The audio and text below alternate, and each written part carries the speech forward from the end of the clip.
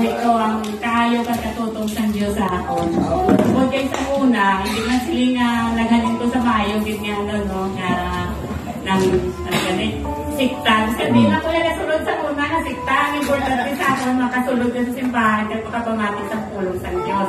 Basta kahit ko din sikta na nagtuon kay para sa akon maayo na tubo, pagi sa pastor, pagi man sa mga member na nagpadayon sa pagtutubo sa akon. Amen. Sa una, hindi ako kabalo magtambal, ni pagkantay, hindi ko kabalo.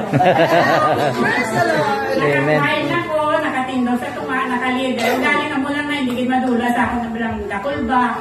Okay lang na yaway problema. Dakulba, aragin na iya permi. Kaya katutong sa Diyos sa kabuhi kong sa tinayon kong katutong pag-alagad sa iya. Ang bana ko hindi man sila tuntog siya kasama na. Video lang. Galing ko kasudlan sa simbahan. Yung rason niya, kahit ko lang sa simbahan kung patay bunyag. Lubong. Mayang na.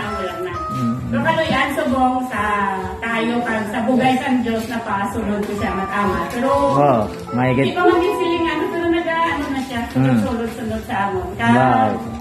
Sa kabuhi man amon nga nando hindi ko maglamay sindihan na kisa may ara, kisa wala, kisa makasiling ka nga do kabudlay nga pangabuhi sa taon mo pero hindi kabugat nang basta kabudlay ka ba pero tungod nga ara ka lang kay Kristo ka nagasabi ka sa iya, ang tanan nagamag-aron. Yes. Ang tanan imposible diya mo ginamambal ko sa tanan niya kung gatutong kagali sa Dios kag nagasalig nga siya ara, handa siya mabulig sa imo sa tanan niya tiyon sa totoo na ara kining Ginoo.